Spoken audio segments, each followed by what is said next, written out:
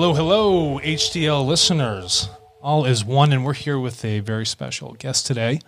And Jason's here. He's just in the background. Yes, I'm here. He's hiding. There's only so many people we can fit on camera. So Cailan Robinson is a very special individual. I had personally met him through, I was going on a bike ride with my fiance and sibling, and he happened to be hanging out underneath this white tent over at this farm called the Old Town Farm in Albuquerque. And when we walked over to him, we're like, oh, this is a really interesting table we got here. And, Cailan had a phenomenal energy to him when we first met. I'm really teeing you up here, all right? Yeah. And, he's dashingly handsome and all these other good things, right? Big, bright, white smile.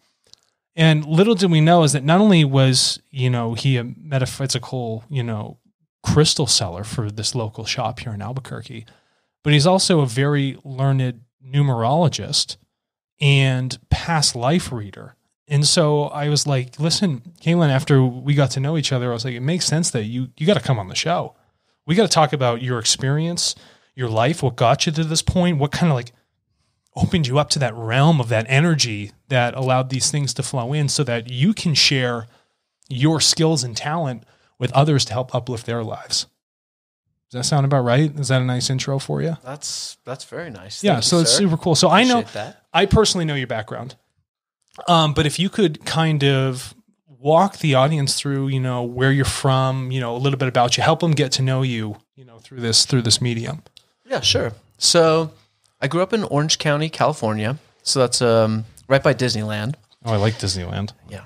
And I actually, my parents wouldn't even have us go to summer school or daycare or anything like that. They just drop us off at Disneyland. That's my type of gig. That's where I want to go. That's where I want to go. So there's a lot of magical stuff going on there and symbolism and all that kind of stuff. So it's fun to look back at the Disney stuff now as an adult. Yeah, it's pretty nuts.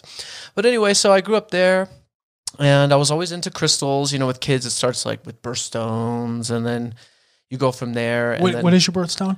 I'm a Scorpio, so most people think topaz, but I connect more with citrine. Oh, very cool. Actually. Oh, here we go. In that way. See, we got an expert here. This is good.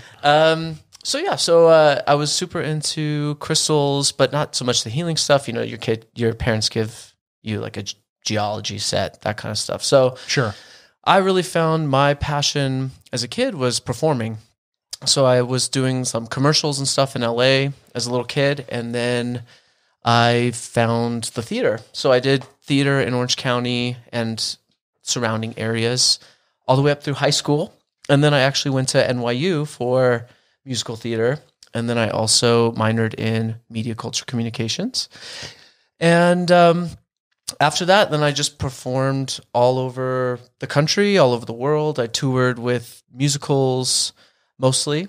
And so I did that for about 4 or 5 years after I went to NYU. Yeah.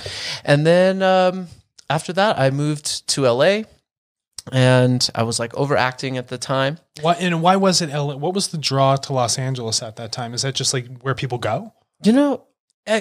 I suppose so. I suppose I was from Orange County, but then also too, people were like, oh, you should do film. You should do TV and film. And the thing with theater life, it was the traveling. It was constantly living out of a suitcase. Yeah. And to really have a steady career in theater, you're constantly having to go from to to fro and taking any jobs that you can really get. So I wanted to be more settled, and that's pretty much all that I knew. And so when I was in Beverly Hills, I moved to Beverly Hills. Oh, listen, you got to flex on us. Funny enough, it's not. It was the flats, so it was I lived in a tiny studio apartment. I got in a car crash. I didn't have a car, so I was very local. And then I started waiting tables at a restaurant in Beverly Hills called La Scala. It's been there since the 50s. Mm-hmm. And it turns out that a lot of celebrities go in there for lunch. It's a big time lunch place. And you just happen to get to the La Scala and be delivering food there for them? I guess so, yeah. And about a month into it, I met one of the Real Housewives of Beverly Hills. Nice. And actually, I was a musical theater major at NYU. So I had some reference for the Housewives because all my friends, all the theater kids, they loved At least back then, they loved the shows. Right. So they're always like, "Oh, you're so Kyle. You're so Kyle." Like one of the ladies on there, you know? And so I met Kyle working in Beverly Hills, and I was just like, "Oh, hey." And she came in with Paris Hilton, who's her niece, and the Hiltons, because she's related to the Hiltons. Sure. And so basically, she was like, "What are you doing?" And I was like, "Well, I just moved to LA from New York, and I want to take a break from acting." And she was like, "You should work for my husband, Mauricio. He just started a real estate company right down the street." Well, that name sounds so familiar. Mauricio. Who could that possibly be? Yeah. So her husband's Mauricio Umansky, who's a really big time real estate agent. And he's like the celebrity. He's like the celebrity real estate agent, you'd say. So it's like Lady Gaga and the Kardashians. And, you know, it's very Hollywood glitzy stuff. So anyway, the next day I went in and he offered me a job. And I started as his assistant. So he had me the first day I was working. I was showing a $25 million house. And because I don't know what I'm doing. Yeah. And you have to have a real estate license for all these things. And I was just like, oh, okay. Like this house, it took me an hour to turn the lights on before a showing. And it took me an hour to turn the lights off. It was a 25,000 square foot. You're just hitting switches. Home. And they had, yeah, exactly. So what's that, like $10,000 a square foot or something like that? Yeah. 25,000 square feet. Yeah. It's funny now that I talk about that. The owner of that house, so this was my first day on the job. She was a huge crystal collector. She had the biggest crystal collection I've ever seen. No way. And actually, before every showing, I would go to that house. And it's right across the street from the Playboy Mansion, too. You just like, wait a minute. So were you cleansing at the Playboy Mansion or with the crystals? I was more interested in the crystals, honestly, and and the owner really took me under her wing, and she taught me a lot about those crystals while I was getting the house ready for the showing. She taught me a lot. It's cool to think back on how that was like the first. So it's like childhood birthstone, gap of years, and then this random woman reignites, you know, your passion, which is currently going on now for crystals. Yeah, you know, for mineralogy, all of those things. Exactly. Mm-hmm. That's really interesting. And so, what was it about the draw? What did you see when you get in there? Can you like give me a little bit of? If she has this phenomenal collection, we talking about like big angel wings. What's happening? It really felt like I had known, with crystals in general. It feels like when I'm reading the material or I'm hearing it, it seems like I already know it. It's just I'm remembering. So it's like I can read a chapter about a certain crystal. Yeah. And it's like riding I'll a bike just again. know it. Yeah. Yeah. It's like, exactly. Like, oh, actually, this feels way too familiar. You know, and then you begin to adopt and ingest the information because you're like, but is it because we've watched so many people ride bikes? And so that's imprint is in our head. Maybe. So is it because you had already known from previous lives that it was just bringing back that memory? Now I'm seeing it as a past lives thing. And I've gotten readings from other people before I started reading past lives. Start reading yourself. Let me tell you about it. Is that they're just saying you're a huge like crystal master from Atlantis and all these types of things where they used to use the crystals for technology. Mm-hmm. Right. So it turns out that I have a big time past life connection with the crystals in Atlantis and Egypt specifically. That's truly amazing. So what does this comfort actually feel like when you look at the crystal? Is it like an empathetic sort of connection that you're sharing with them, or is it just a connection like an intellectual one strictly through knowledge? I would say it's more. So I would classify myself, because everybody has different gifts. I classify myself more as clairsentient, so it's more in a knowing. Some people get visions. Some people hear messages. Some people, sometimes I get a psychic smell. So I'll smell something like matcha green tea. And then sure enough, 2 hours later, I'll be walking by and then they'll have a matcha green tea bar right there or something like that. I can share with that experience.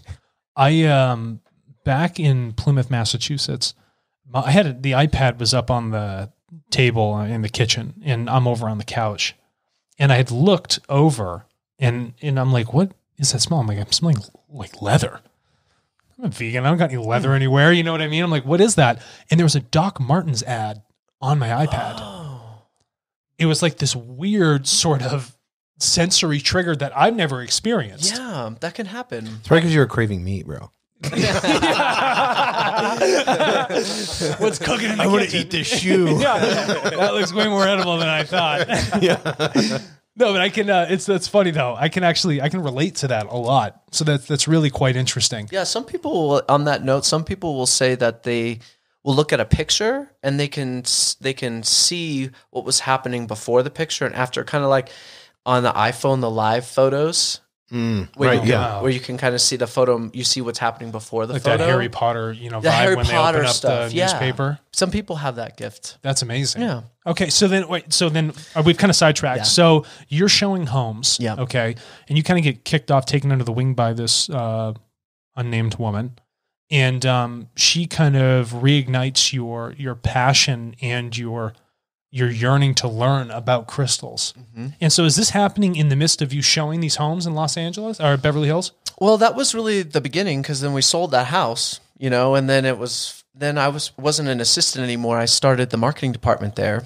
So I just, there wasn't an official department, so I started it. And then I was there for 5 years. And when I left, I was the director of marketing. So I was very busy. I was doing brand partnerships. I was doing events. I was doing all kinds of marketing materials for the homes, all that kind of stuff. So the crystals was it was happening, and it was really, there's a stone that is really, really popular right now for healing. And it's called? Moldavite. Moldavite. Yeah. So it's half space material, half earth material. It's from a meteor that hit the Czech Republic 15 million years ago. And really just the stone, it just totally opens up all your chakras. Dude, how wild is that? Isn't that nuts? Yeah, even hearing that, like dinosaurs and like meteor. Is it very expensive? It's very expensive. Yeah. It's actually about to be more expensive than diamonds. Wow. These days. Because it only comes from one place. Right. And people will hold this stone and they'll get hot. It's called the Moldavite flush. Or they'll have weird stuff start happening to them and synchronicities start to increase. Wait a minute. So you're talking about, we got cosmic energy tied in with like their grounded earthly energy? Yeah. And they're just like packed in there like these two polarities? Yeah. It's awesome. I really like that. And there's air in there from 15 million years ago. There's these little bubbles and it's 15 million years old, that air. You guys, this is like Prometheus. Yeah, it's like Prometheus. And then I'm also taking the other side of it. You ever seen Spaceballs? Yeah. Do you know when he cracks open the can of Perrier because they don't have any fresh air on like the moon base? People are cracking it. I gotta get that dinosaur O2. You know what I mean? Oh, that's funny. All right, so keep going. So this is quite interesting. So so I brought that into the house. My boyfriend Greg actually was watching JTV one day and they had it on there. Where's Greg right now? He's right here. Yeah, Greg's on the back of the camera. Everybody, he's hanging out listening. He's been a very good audience member. Yeah. So he has a big thing of Moldavite. He's like a tube on his neck and has Moldavite in it. Oh, that has Moldavite in that? Oh, and it's wrapped in copper. Oh, really? That's actually phenomenal. That's a nice piece. But anyway, so it's like Moldavite has a reputation for being known as the stone. When you bring it into your life, it really opens you up to a lot of this information and these energies. It makes you more sensitive to other stone energies. So once we brought that into the house, we just bought a lot of crystals. It was just like, that's what kind of sparked the fever. Yeah, I would say it's the Moldavite. Looking back, I would say that was probably the impetus that really started to give us. Then we started to going like on the weekends, we'd go to gem shows or This is interesting. So now let's talk about a very interesting aspect of this is that when you look at Beverly Hills, it's extremely materialistic. Extremely. It's about the image, right? Mm-hmm. It's not really about the other side of the spiritual world and learning how to grow your spirit, right? Trying to pull in that knowledge to evolve the consciousness, anything like that. It's like, what can I achieve in a social hierarchy? Yeah. And so how did that actually make you feel when you're getting tugged in a direction towards spiritual growth, but you're grounded and so involved in kind of this chaotic, heavily material energy of what you were finding in Beverly Hills? Yes. Extremely material. I mean, the company our bread and butter was $55 million and up. So that was my bread. Yeah. So, I mean, it was extremely materialistic, but yeah, that pull, what you're saying was so real. And I noticed there was a shift in my character, and there would be the best way I could describe it now was that there was just extremes. The Moldavite and the other crystals really just provided opportunities for you to see your actions. So were you like lashing out at Greg? It's like Moldavite, hello, wake up! Stop being so hard on me.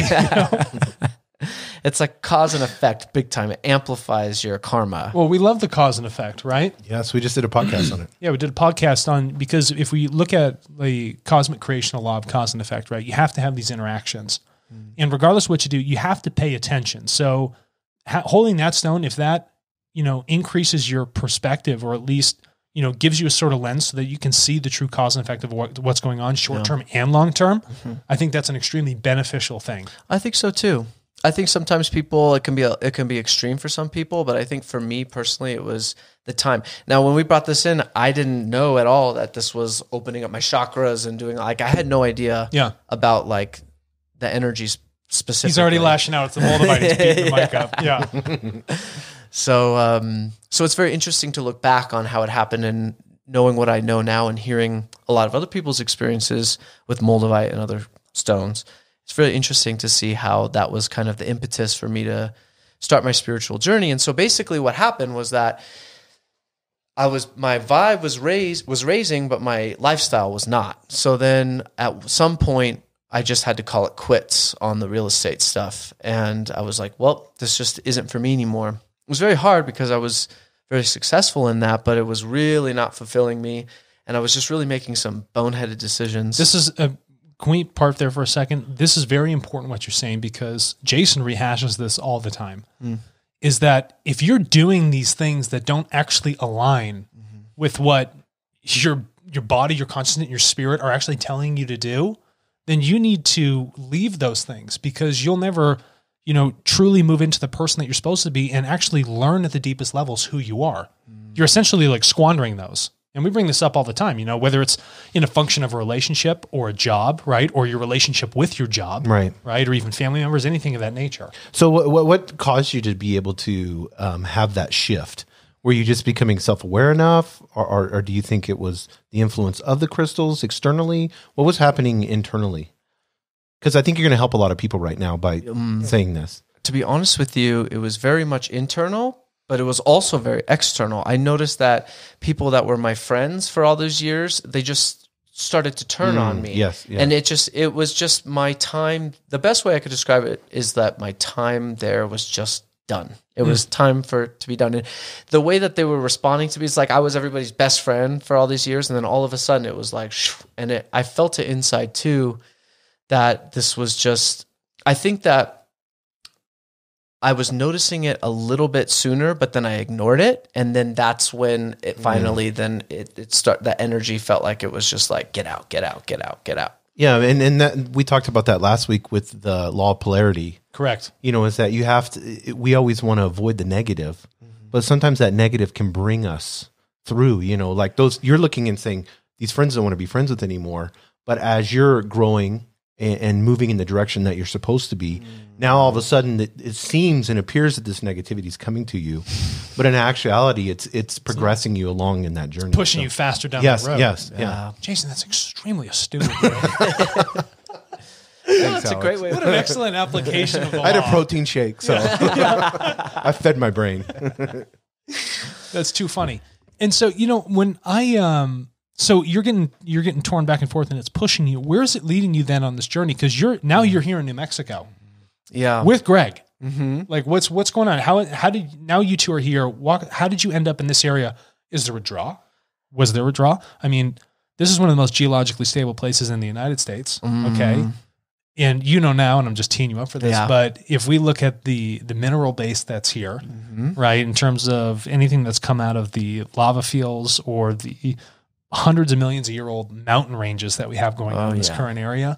What is it about the draw to New Mexico? Why are you here?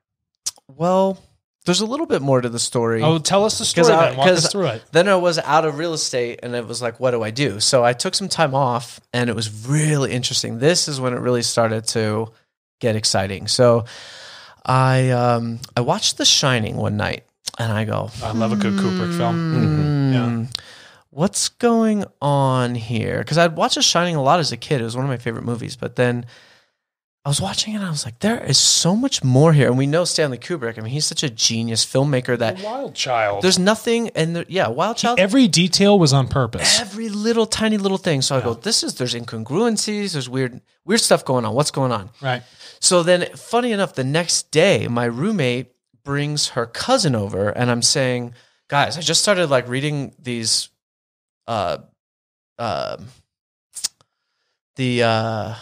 tablets. No, it's like when you look up Bhagavad Gita. The analysis, like different people's opinions of like what The Shining is really about.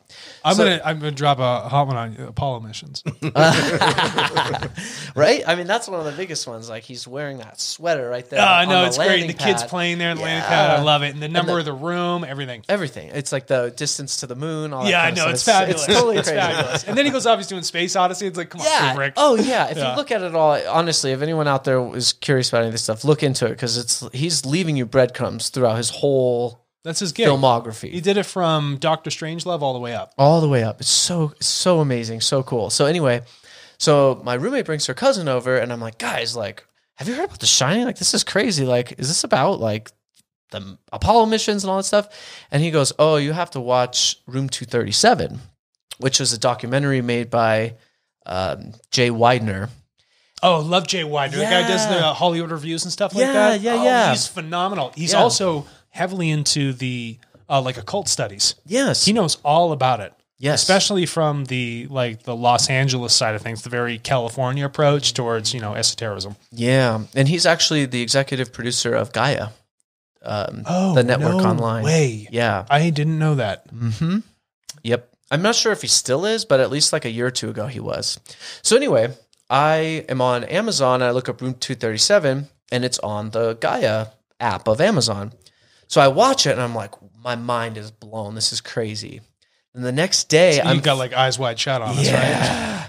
Then I'm flipping through Amazon the next day, and all of a sudden a show comes on. Like it selects itself, and it's called Cosmic Disclosure. I love that. That's a great show. This is a show on Gaia with David Wilcock, and then an alleged secret space program insider, Corey Good. I love this. Is so juicy. Yeah. So when I watch that, I go, whoa. And I felt the energy coming off it. And I'm like, this guy isn't lying. And there's so much going on here. And that from that moment on, it was just this constant study. What can I get my hands on now? What can I watch? What can I read? What can I listen to? That was really the impetus, the secret space program. And they were talking about the genetic farmers and how they're watching us, and they like help to make sure that humans are staying on the right path and all this kind of stuff. And it just made so much sense to me. This is so exciting. And then, then the crystals. Oops, sorry. He's still pissed off about the crystal. Then the crystals really came in hot, and I just started. Are we talking like Moldavite hot? Moldavite hot. Yeah. Okay. Big flush going on. Big. Yeah. Meteorites up the wazoo. I all love types that. of all types of space stones. So then I was like, okay, after a while of doing that, I was like, well, I can't just do this and not make any money, right? So then I was like, well, what can I fall back on? And it was my acting. So I started to get more into film and TV as opposed to theater, which I'd done before. And it turns out that movie sets and TV show sets are a great place to do research, because you'll go there and they'll call you at 4 a.m. and they'll keep you there 14 hours and you shoot, maybe 1 hour, maybe, unless you're the lead, right? You're like, you have a lot of downtime. Even the leads have a lot of downtime. So really what I did is I used this as an opportunity to started with YouTube, and I just found cool YouTube channels that I liked, and more Wilcock and just all kinds of people, listening to them, studying them, learning about astrology, learning about numerology, learning about all these types of things. I really used my time working in TV and film to also, I was basically getting paid to get my own degree that I made for myself. Yeah. Which was pretty cool. And I thought that was... I love getting paid to learn. Yeah. And it's really cool. And it was also, too, being in... As you learn more about the stuff, you learn about, like, what you were saying about Beverly Hills, being very superficial and materialistic is true, but there's a lot of stuff going on underneath, and the elite have a lot of rituals that they'll do, and higher spiritual What energy. are you talking about? Well, No, please enlighten us. Please enlighten all of our listeners. You hear about okay, so this was I was studying about. We did 2 conspiracy theory podcasts. Yes, you can go nuts. Yeah, please tell us everything. Well, I mean, I don't. I'm into this hardcore, so For me, it was like studying it, being interested about it, and just being like open-minded to it, and then was really being in LA and being on the sets and being, behind the scenes and seeing the symbols and like the Saturn symbols everywhere. Oh, so like kind of Golden Dawn kind of stuff. Very Golden Dawn. Huge in LA. What's the other group that's there that is real popular and all the like 20-year-olds are getting tattoos? I thought that's what it was. Yeah, it is. Is it Golden Dawn? Yeah, they had those tattoos right there. Yeah, they're starting to do a lot more. I think it's kind of gaining traction again. Well, we did that episode on. I brought in that big tomb. I've shown that. Well, I want to make the connection between rocket fuel guy L. Ron Hubbard and you. Oh yeah, yeah. Oh yeah. Because the rocket fuel guy started. What was what Jack was, Parsons? He Yes, started Jack JPL. Funny enough, is here we go. We're all pointing at one another. So, this is great. So I'm studying this stuff, right? And the first show that I got a role on, a reoccurring role, like this was my big job, and then it was in the show called Strange Angel, produced by CBS. And it was all about Jack Parsons and how he started the JPL. Super cool. And I was basically, my role is I was in the sex cult that they were in. Yes, so I was just learning about all this stuff. Like a couple months before this is when I really started to be like, whoa, is this real? Like what? Next thing I know, I'm on set, 5 days a week on my knees, like watching the sex ritual happening, like That's and all crazy. these types of things. And then on that show too, is I ended up standing in and photo doubling for both the lead characters. So it was like I was very much involved in the show, and it was really crazy for me to just be like, first of all, is this stuff even real? Like, and also coming to the realization that these people really are very, very spiritual. They just keep it very much under wraps. So it's like the Freemasons and the Knights Templar and all these types of covert groups. Yeah, got them. Yeah. And it's really cool that they get together and talk about this information. But for me, I was always like, well, why is it such a secret? Like, why can't everybody know about it? Interesting. So it then becomes a power struggle at that point. Yeah. Because we need to keep it a secret. We don't want to disseminate knowledge that everybody should know. Yeah. So we need to become a group, right? And so when you create a disunifying group, when you become separative, that's when you're going against what creation actually wants at that point. Yeah. Creation doesn't separate things. It's all about unification. Everything about it, right? And so when we look at these groups, and we've gone over this, is that they have these rituals. They do things that actually help with spiritual development, but the implications of how they're actually being done and the perspective of the individual as they're going through the process gives it that sense of elitism and separation that gives it almost that negative polarity that, gets applied to it, right? Yeah. And so when people hear a cult, the word just means hidden. Yeah. Right. But they're like, oh, that's just, the darkness, evil. I don't want to deal with that. Yeah. But when you start playing with those natures, and people think that you have to go through some sort of ritual process to achieve something that naturally can occur, I think it takes away, it actually does not disseminate the power properly as it should be when people learn from it. Right. Yeah. And when you hold that to yourself, well, what benefit is that to society or anyone else that even wants to learn about it? It's not. Or wants to grow.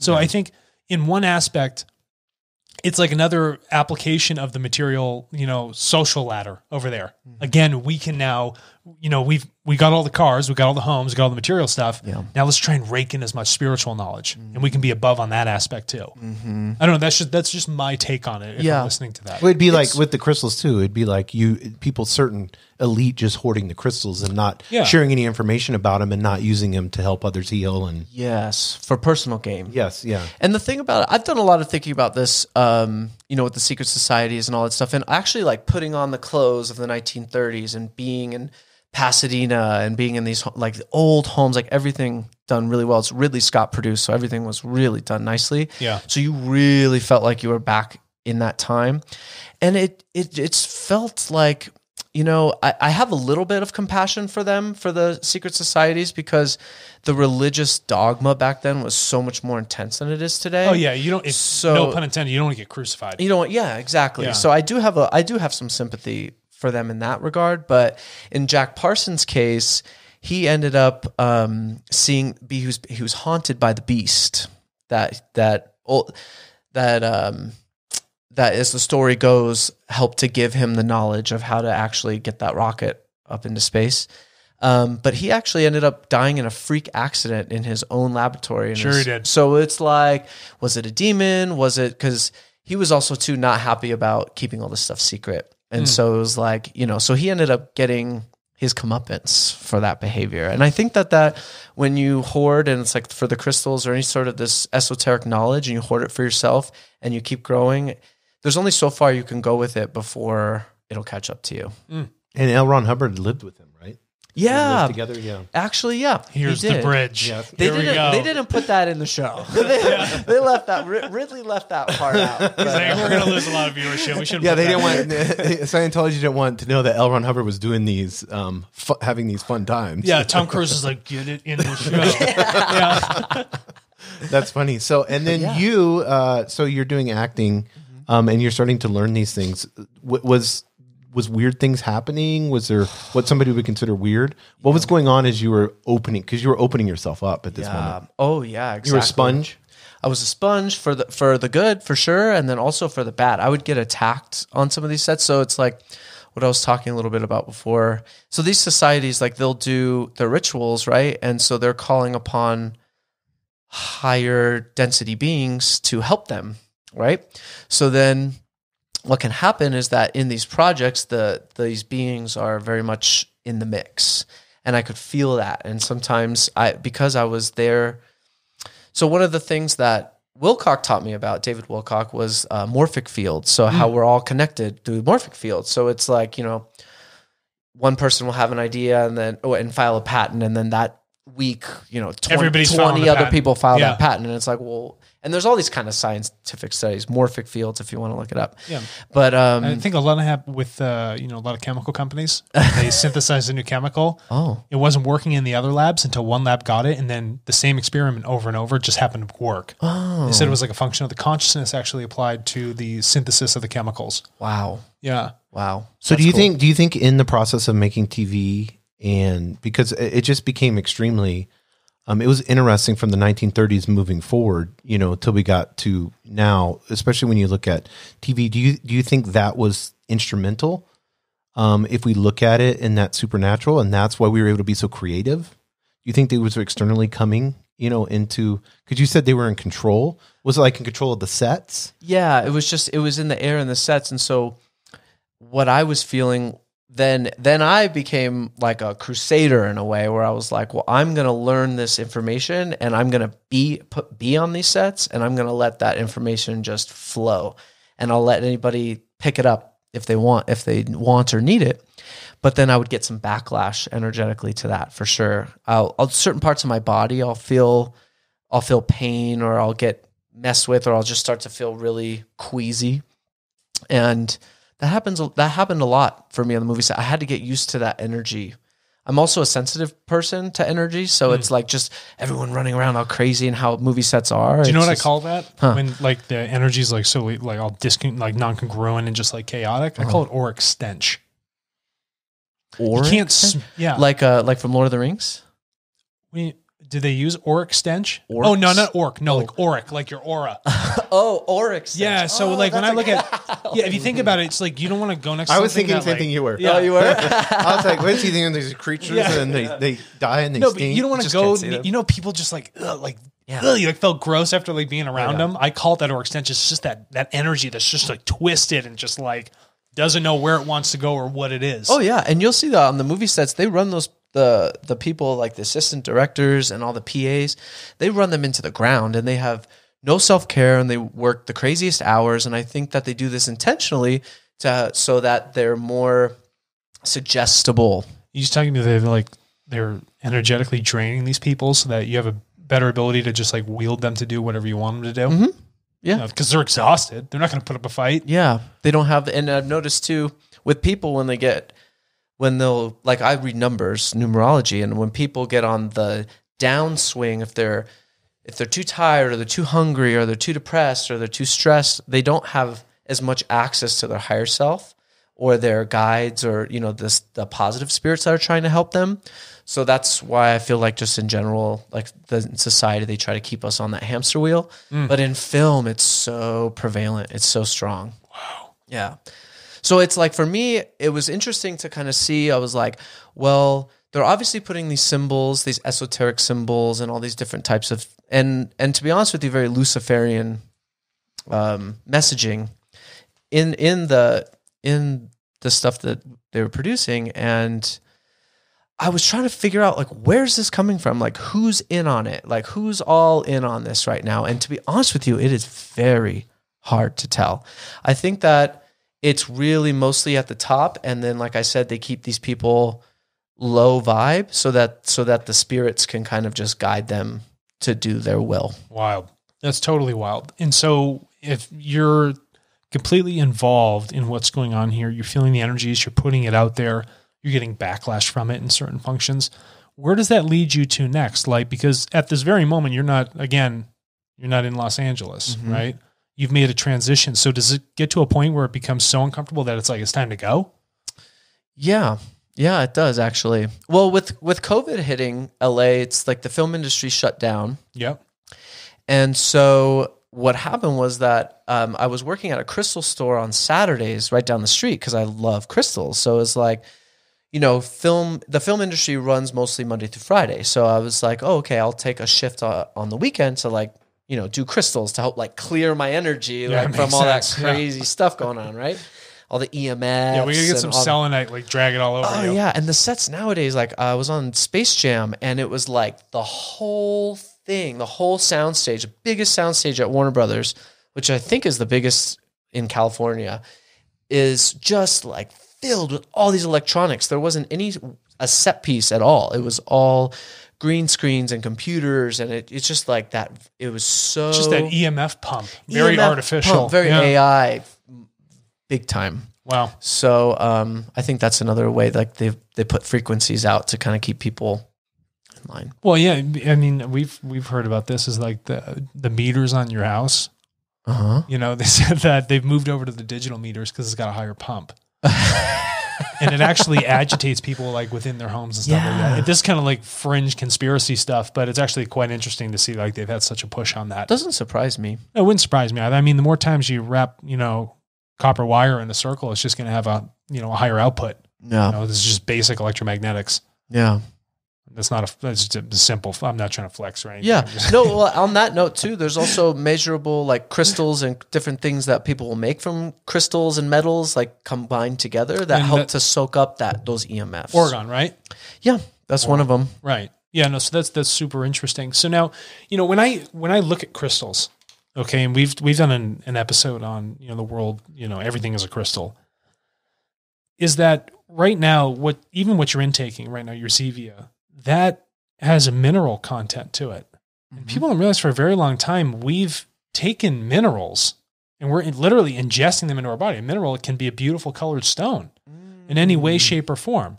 And people think it's, like, strange that, you know, people would wave it over their bodies. Well, all you're doing is you're taking a very direct physical aspect of the frequency that the crystal sits at, and you're ingesting it into the body.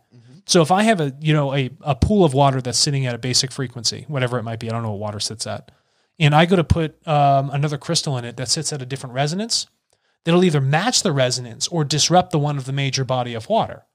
So when you're taking a pharmaceutical, or wherever it might be, on that mineral or crystal level that's coming into your body, you're changing the energetic pattern and frequency inside of you.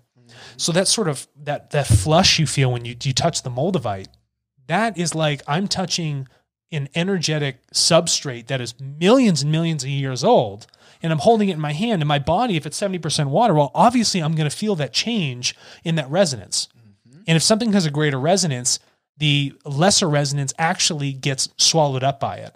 And it has to match into that pattern. Oh, that's so cool. Yeah. And this is, you know, a couple of pieces of the physics of, like, how crystals actually work. So I think, you know, it's just a natural step that we're taking from being like, okay, back in the day, we had the Druids. People were using crystals. Like, why do, emperors and stuff like put precious metals and other crystals in their crowns and on their bodies? And then we're like, oh, that doesn't really work. The crystal healing, let's crush it up. Mm-hmm. So we've passed that and we're in the Renaissance, alchemy, crush that stuff up. And like, okay, now we're actually making things that make us feel better. Mm-hmm.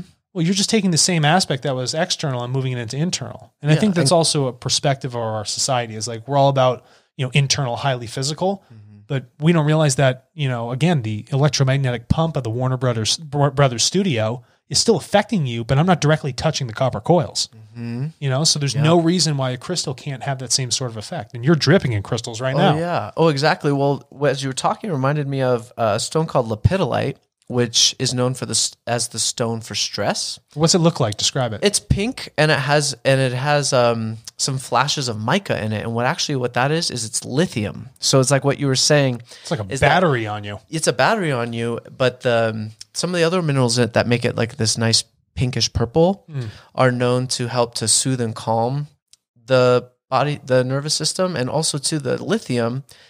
Doctors have prescribed that ever since back in the day. Lithium pills to fix with like people that are like bipolar and stuff like that. Yeah, and they still today, they prescribe people lithium. Yeah. So it's exactly what you were saying. It's for years and years, people were using a lot of these crystals externally, but then all of a sudden they'll crush them up and then trademark it, and then a pharmaceutical company will sell it. Right? Yeah, and that's it just grows everywhere, the lithium. Yeah, it's new school alchemy, right? Yeah.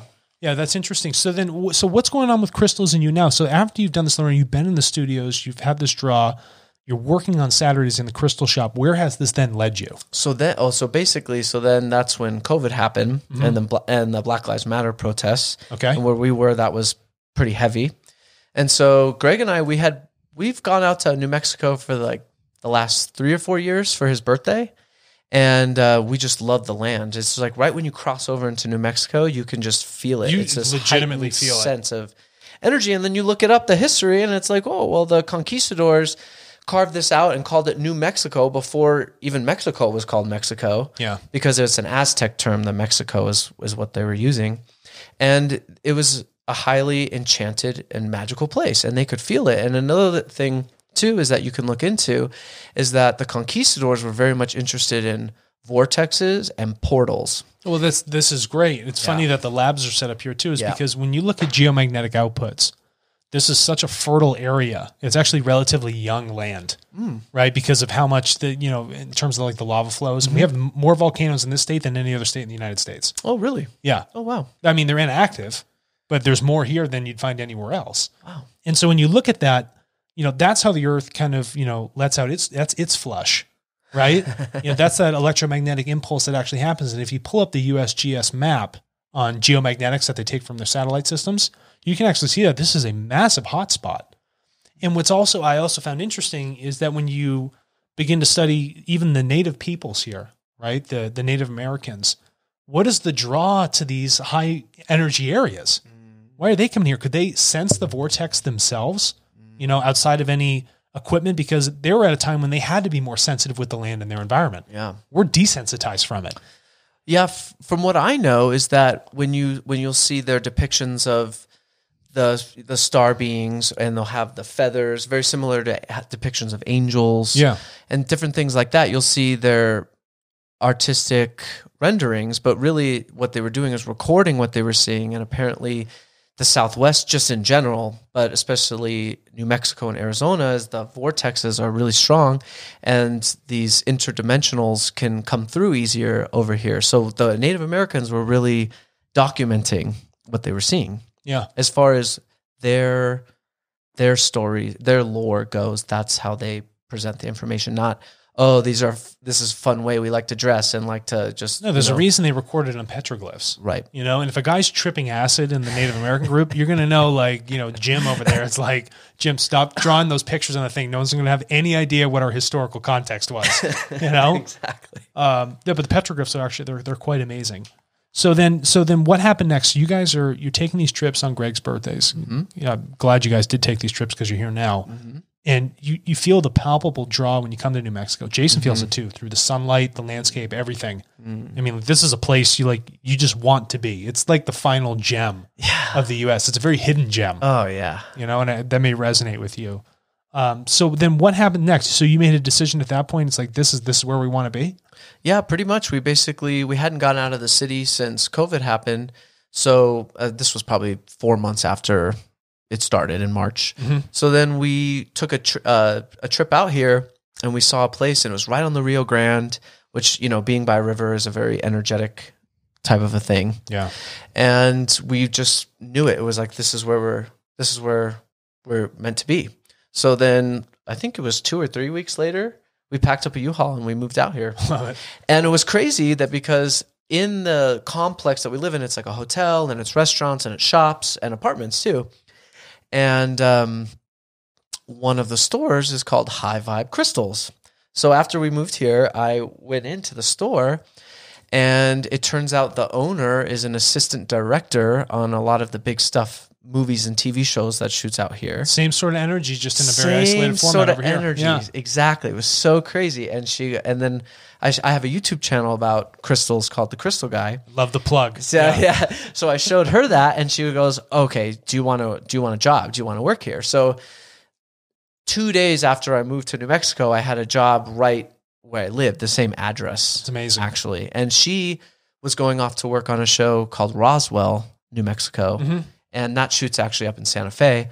So she needed a lot of help with the store and her online store and all this stuff. So it was just kind of like, boom, like right there. And so that was like definitely very reassuring. No, that's amazing. And so now that you're here and you are really living the crystals full time, what has that kind of done to enhance your experience with interacting with people, how you guide your own life, and how you share guidance to others with their lives, whether through a past life reading or even showing them how to use the crystals properly by tuning them in to what their numerology is saying they should be using. You want to explain how that process kind of works? Yeah, sure. Well, I definitely, comparison from Albuquerque, New Mexico versus Los Angeles, California,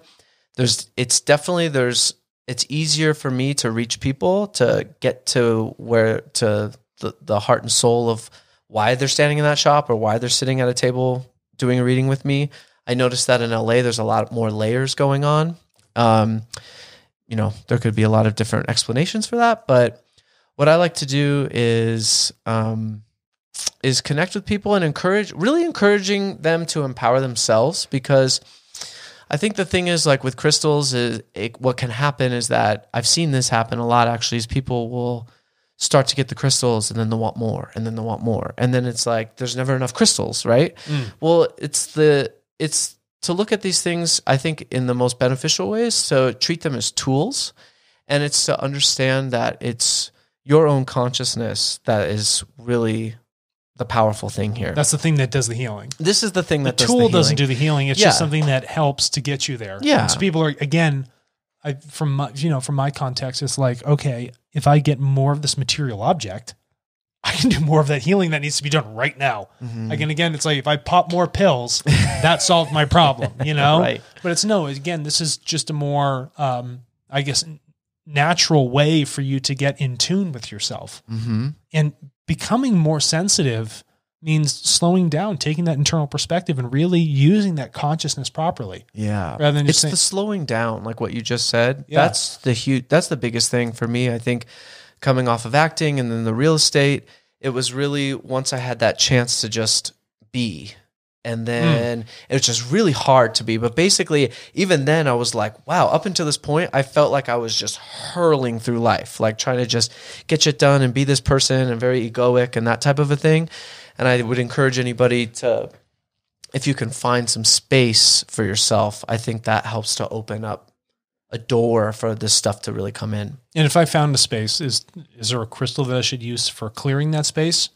You can. So I'm just saying, from if we're going to teach some of our listeners, so say we find that space, things begin to slow down, right? Yeah. Amethyst is a really good crystal to start with because it's very affordable and it comes in all different types of shapes and sizes and all that type of stuff. And basically, long story short, with crystal healing, you look at the chakras, the 7 chakras. So it's the 7 colors of the rainbow, Roy Jabiv, and it starts with red, orange, yellow, green is the heart, blue is the throat, the indigo is the third eye, and then the violet is the crown chakra. So the amethyst, what that helps to do, that's crown chakra because it's a purple crystal, is that really helps to open up your crown to more spiritual type of information, like higher vibe type of information. But at the same time is being very user-friendly. I mean, there's crystals that are very high vibe, and I would recommend for just starting out, amethyst is a really good crystal to have around. And so if you're starting off, if you're just normal dude, if you're Jason, you don't know anything about crystals. Yes. I saw some bracelets in there. No, he does. He's got some stuff. He's got a couple some big crystals rocks in in there. there. Yeah. How do you know where to start? So I have a rock in my hand. Mm-hmm. What do I do with this tool now? Now that you're telling me, it's like, great, okay, this is the tool you need to have. Well, now it's sitting here. Do I put it in the sunlight? What goes on with it? What's my interaction now supposed to be? Yeah, well, people ask that a lot when I'm counseling them on what crystals to use or how to use them. And to be honest with you, like I was saying, my goal is to empower the people I'm working with. So honestly, it's what attracts you the most. It's what you're drawn to the most. And what I would encourage, if you wanted to start looking into crystals, go to a crystal store and see what jumps out at you. I was selling crystals earlier today, and that's the advice I gave to this woman. And about 5 seconds later, she goes, "Ah!" I was like, "What?" She goes, "This crystal just winked at me." And I was like, "What?" And he was like, "Yeah, she flashed this color." And I was like, "Oh, then that's your crystal." Well, you got to take it then. Yeah. And that's personally my experience. That's what I'll do is when I'll go to a crystal store, and if I hold something, and when you look at crystals, a lot of times they'll get these nice little rainbows in there because it's just how the light plays inside of it. So usually when a crystal flashes rainbow at me, that's when I know, like, oh, okay, this crystal's coming home with me. But basically that's my own sign, and I think that everybody, as they start to slow down and create some space for themselves, they'll start to find their own signs of things, of like their guides or their spirit or however you want to look at it, because there's different ways of looking at the same thing. Right, in the spiritual world. So ultimately, like, I could tell you what crystals I think are good for you, and that I intuit, but like ultimately my goal is to get you on a place where you can go out and find your own crystals and intuit what you own need, and eventually at some point be able to not need them anymore. I mean, it's I believe the more technology you have, the less that you need. So I think that once you figure out how to incorporate these energies and integrate them into your field and into your personality, mostly because the crystals really work with like energies that have a lot to do with your personality. Right. Once you get used to them and assimilate that, then I think it's a beautiful thing to not need them anymore. Oh, that's wonderful. So if I'm taking the natural step, then any of our listeners, if they go into a shop or they go out and they do some rock hounding, I'm like, that is a beautiful piece of granite. It's better than my countertop. I want to bring that home with me. And you've intuited that this feels correct. I'm supposed to have it. Are they supposed to just hold it with them, or are you supposed to intuit what to do with this tool? Or do you know if there are any things we could do? Like, do I lay it on my head? Do I carry it on me? You're wearing crystals right now all over your body, and there's a purpose for wearing them. So again, you're using this tool for a specific purpose. So are there certain ways that they can be used and where they should be used? Well, yeah. I mean, that's kind of what I was saying, is empowering you is to find what you like. So the one stone can be translated through so many different forms and varieties. So it could be tumbled, or it could be raw, or it could be a wand, or it could be a bracelet, or it could be a pendant, or any type of thing like that. To be honest with you, in general, our auric fields and the way that our energy runs it runs in a toroidal form. So it's like that's the toroid here. Yeah. So it's implosion, it's like regeneration. It's like a big donut, right? And it's running, and it runs feet beyond you, what you can see. And so anytime you're bringing a crystal into your space, into your energetic field, your energy is passing through the stone and then returning to you. See, this is very visual for our listeners. This is good. This is good. Okay, good. I'm glad. Yeah, keep going. So the energy your energy will go out and it'll hit the crystal and then it'll return to you. So to be honest with you, as long as the crystal's around, you're going to get the energy. And then, but from that point, like, do I put it in my pocket as a tumble? Because I have some stones in my pocket right now, and I have some rings, and I have some bracelets, and I have pendant, right? Yeah. So I'm getting all these energies, but for me to really, I guess when you start to open up your intuition, the best way I could say was do what makes you happy. Like, what do you like? Like, what are you attracted to? Sure. What's the first thing that pops in your mind? So it's like, that's what I'll tell people that are buying crystals. It's like, what are the first stones that you'll see? You know, or even if it's like a big pile of rose quartz and it's like, well, which rose quartz do I get? Because some people have a really hard time making decisions. And for me, I've developed a practice where I'll just start to grab, and the first one I grabbed, that's my one. And I just started to trust myself in that way. And I found that just takes a lot of like burdens off of that. Actually, you know, that process reminds me a lot of how tarot reading works. Mm-hmm. You know, it's just like after the shuffle's done, I'm just going to pick intuit the one that feels the best. And that is going to be it. I'm not going to change my mind. Yeah. Right? Because essentially it's been decided. Yeah. Well, and the card doesn't have the power. It's you have the power. And right. It's you. It's the card is in, you know, spirit and your higher self are trying to get you to get the picture. So as long as you get the picture and you feel good about it, then that's a good thing. Yeah, then everything aligns. Yeah. But there's certainly different applications for crystals, and they'll do body layouts. So it's like how I mentioned the chakras. Mm-hmm. Crystal healers oftentimes will put layouts on the body. So they'll put different stones that correspond to those chakras. And it's really like insider. I mean, it's like the quick and easy guide to crystals. You see what color it is and you look at the chakra chart, or you just know the chakra chart, and then that's what it's good for. Honestly, most of the times that's the case. So it's really a lot more easy than people want to make it.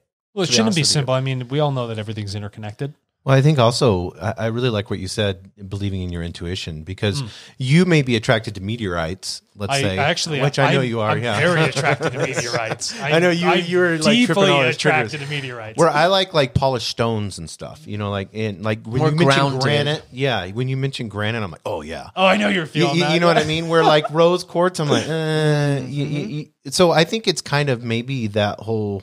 I think like there's no wrong answer with crystals. Yes. In the sense of when you're allowing your intuition to work, is that correct? Or yeah, that's true. And as you start to trust it more, I feel like you can start to push yourself more. So it's like those rose quartz energies, something might be keeping you from that at this point, but then at some point you might be ready for that. Yes, exactly. And Greg and I will get crystals and they'll just sit somewhere for a long time. And then years later we'll pick it up and it'll be like the best crystal for that time because it's, you know, in that moment, because I think that energetically we can feel what we need more help with. Sure. In that time. Now, and another really cool thing about crystals, just in general too, is that I explain this to people because I'll get non-believers too, for sure. People that come in and they'll be like, "Oh, it's a placebo effect, right?" And I'm like, "Well, yeah, the placebo effect is very, very effective." First of all, if that's how you want to do it. Most FDA trials, you're looking at anywhere up to 70% can still have the same effect with a placebo. Wow. 70? Wow. Yeah. Yeah, see? So it's like super effective in that way, but it's like even when you read The Secret, which is super mainstream and these types of things, it's like guy had a story where it's like he had the gratitude rock in his pocket, right? And then all these amazing things started happening. And then people started writing to him, "Can you send me a gratitude rock?" Da, da, da. And he was like, "This was just a rock that I put in my pocket. But every time I put my hand in my pocket, it reminded me to be grateful for something." It's almost like the physical affirmation. Remember how we went through the affirmations and you're constantly, you know, habituating that thought, that conscious thought, and it buries it in the subconscious. So every time you touch it, it's like a trigger. Yeah. Right. Or let's consider something.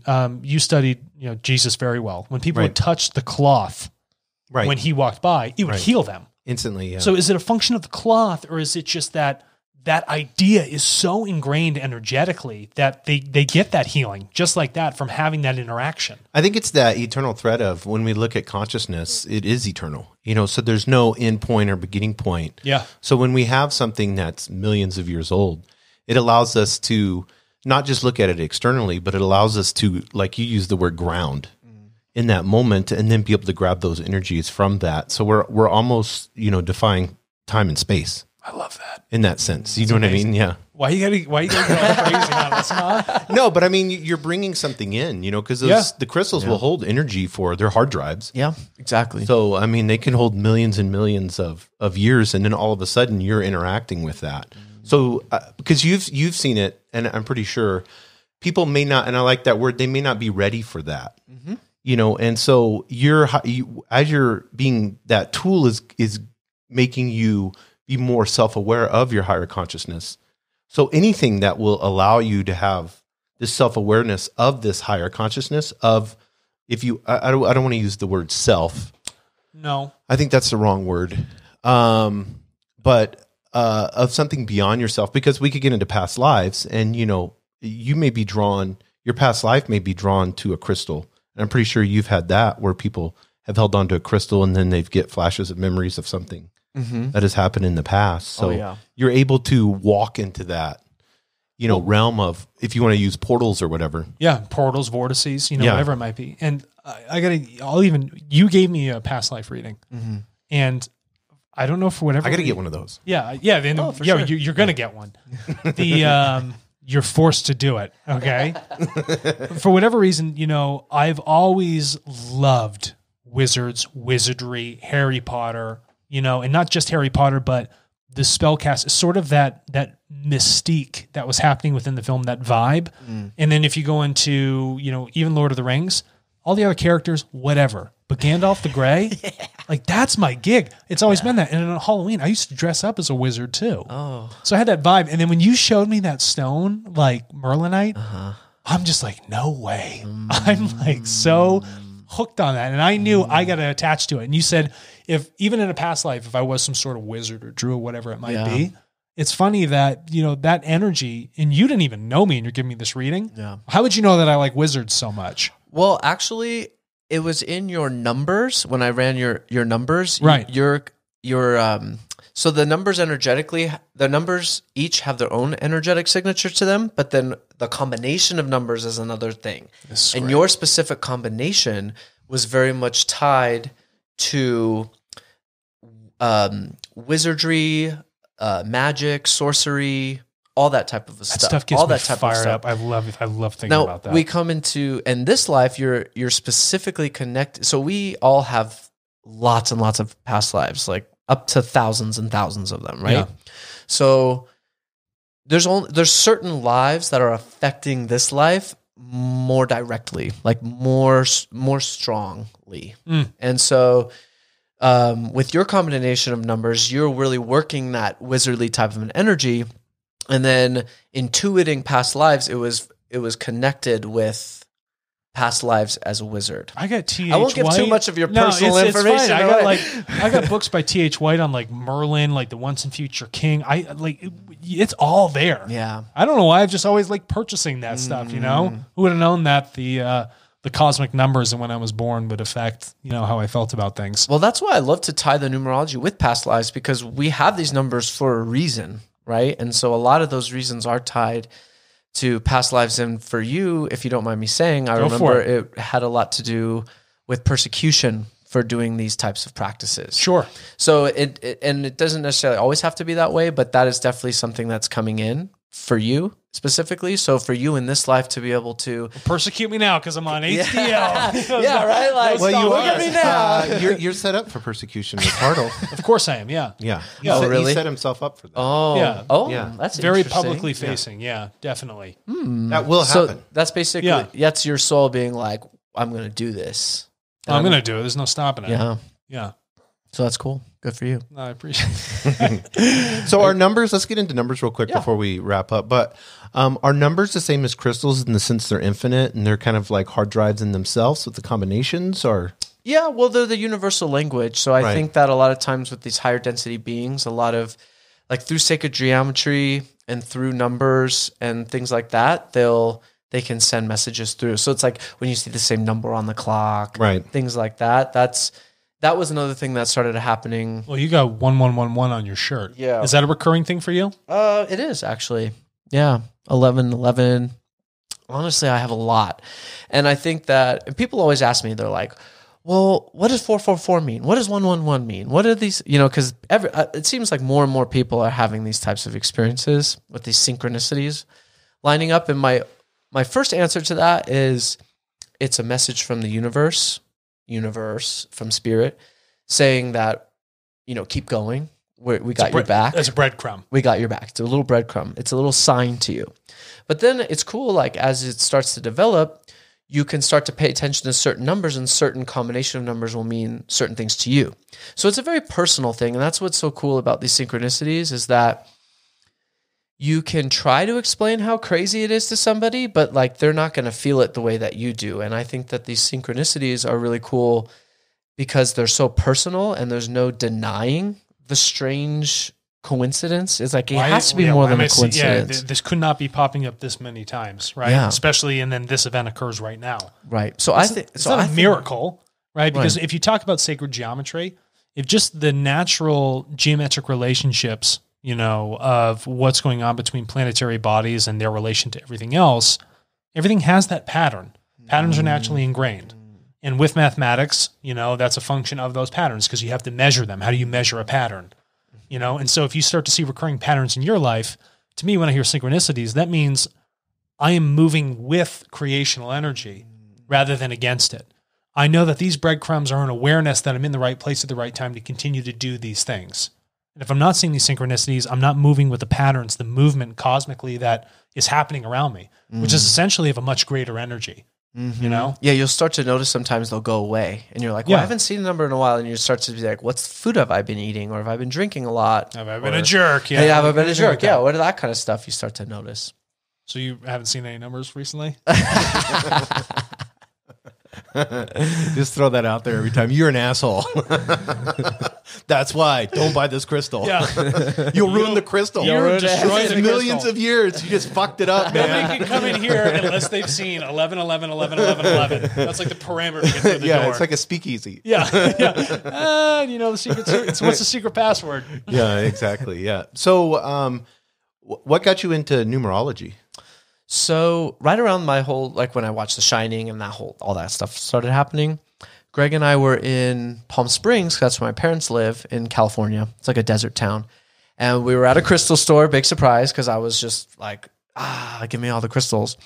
And I was reading a book about crystals, and all of a sudden I get this ringing in my left ear.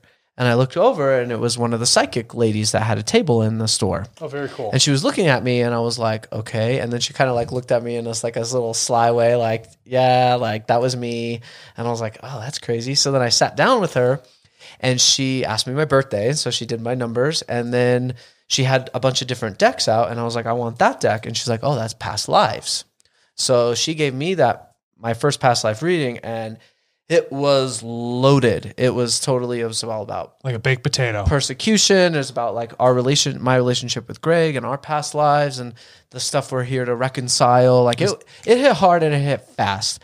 And so from that moment on, I was like, whoa, this stuff's really crazy. And so that's really why when I got to the movie sets, I really wanted to learn more about numerology. I would ask people like, what's your birthday? Like, is this you? Like, and I would explain to them like what I was seeing in it. And it was just like, numerology is really cool because it gives you so much information so fast. And it's a lot like astrology. And I'll read people that have just had last week a 2.5 hour full astrology natal chart report. Yeah. And I'll tell them like a lot of the information that they got from that.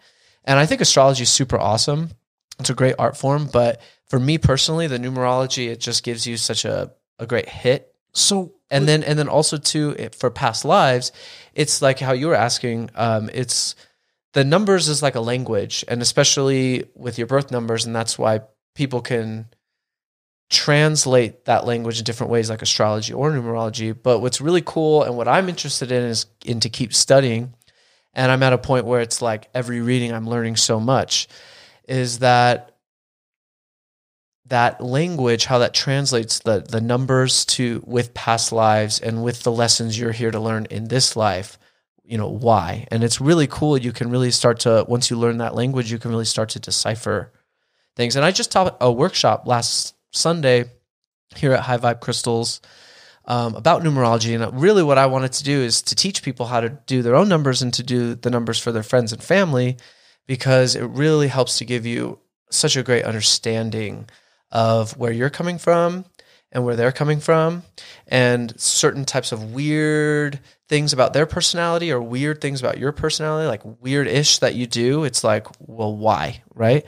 And the numbers can really help you to figure that out. And then once you start to run the numbers of the people around you, you can hold more compassion for them and understanding, because you can love them properly. Yeah. You can love in like an understanding way. It's not like, oh, Greg, I love you. Not that I don't, but the point is like when we talk about this all the time, if you're looking at love, if you're looking at that heart chakra, it's a function of understanding the self and then the other self, right? Mm-hmm. And so if that is that tool to help enliven that understanding so you can live in that person's shoes, understand more empathetically from their viewpoint, well, then use that tool. And I think it's wonderful that you have realized what was going on in the occult nature and the private groups of, the communities in Los Angeles and Beverly Hills. And now you've taken the opposite polarity. And it's like, I'm going to take this tool and these learnings, and I'm just going to teach anyone that wants to learn. Mm-hmm. And I think that is a much more appropriate unifying path that aligns much better with not only who you are, but what creation wants for us to evolve into. Oh, well, thank you. Yeah, no problem. That's nice. Yeah, that makes me feel really good. No, you should feel good. You're doing something. Well, I think it also set you up. I mean, like where you're at now with the online store and the crystal, you did marketing. Mm-hmm. So now you have that ability to be able to do that. And then you've come into a space, especially here in New Mexico, where now you have a YouTube channel, so I mean how long have you had your YouTube channel for? So that was right when COVID hit, the film industry shut down and crystals shut down for a little bit. And so I just was like, I really miss talking about crystals and I miss being in front of a camera. So I'm just going to make a YouTube channel. And so everybody knows, so they can come subscribe to it. What is your YouTube channel? My YouTube channel is called The Crystal Guy. Okay. Crystal Guys. That's the easy. Crystal Guy. Crystal Guy. Yeah. We'll put it in the show notes. We'll definitely put in the show notes. Oh, thank you. So we're at about an hour and 12. Oh, wow. So how would we want to close this out for our listeners. What is it in terms of one piece of learning that you could share with them that they could take home right now and start to act upon to help put their life in a little bit more of a meaningful direction to help them understand who they are better? Yeah. Well, I would definitely, my first recommendation would be to slow down as much as you can. However, everybody's different and it's about finding your own way. And once you're able to get some space for yourself, really try to go inward and trust yourself more. Like I was telling you about what crystals to pick or what, there's so many options out there, endless options. What makes you happy? What gets you going? What's your first reaction? And to try to slow down enough so you can pay attention to what that is. No, I love that. That's fantastic. Did you have anything else? No, I think this is awesome. It's very informative. I like especially, and that's why I encourage everybody to go to your YouTube channel, because I think the way that you approach it is in a very practical and that's way, and it's not, and pardon my French, but it's not esoteric, in the sense where it's elusive. Because I think a lot of people are interested in this, but they're intimidated. Yeah. Because of the way, whether it is the secret societies or whether it's this is my information or it's the guru. Or I don't want to be, where I'm up here because I've learned and I've studied this, where you are bringing it, like it's like an everyday, this is an everyday thing. And I want you to be empowered. Not that the crystal is the power, you have the power, and this is the tool. And I appreciate the philosophy and the way that you have it. Oh, thank you. I think it's awesome. And that's why I hope everybody will subscribe to your YouTube channel. And are you getting a website together? Or are you going to do any of that stuff? Yeah, I'm working on all that stuff right now. And what if somebody wanted to get, is there a way through the YouTube channel? Or somehow where somebody wanted to get, do you do readings like over Zoom or? Yeah, I do Zoom readings. And I have plenty of people that reach out to me on my Instagram. So at the end of every Crystal Guy YouTube video, I have my Instagram handle. And I post, pretty often, maybe like 3 or 4 times a week about different crystals I'm working with or fun new stuff that I get or any type of thing like that. And then on there, anyone can message me about doing a crystal reading, numerology reading, or a past life reading. Oh, awesome. That's Perfect. amazing. I encourage everyone to do that. Thank you. Appreciate that. Yeah, thanks. Well, Cailan, listen, thanks for coming on the show. Really deeply appreciate it. I'm glad we could sit in your toroidal field, you and Greg. And we've got a copper. We got moldavite, over here. We just brought him for the moldavite. Like going crazy. Yeah, just hold on to it because give me that. I need it. 5 fingers over here. Give me it. Yeah, better watch out. That's too funny. Well, listen, everybody. Thank you again for tuning in for this week, and I'm going to leave you with what you know best, and that is all is one. Thanks.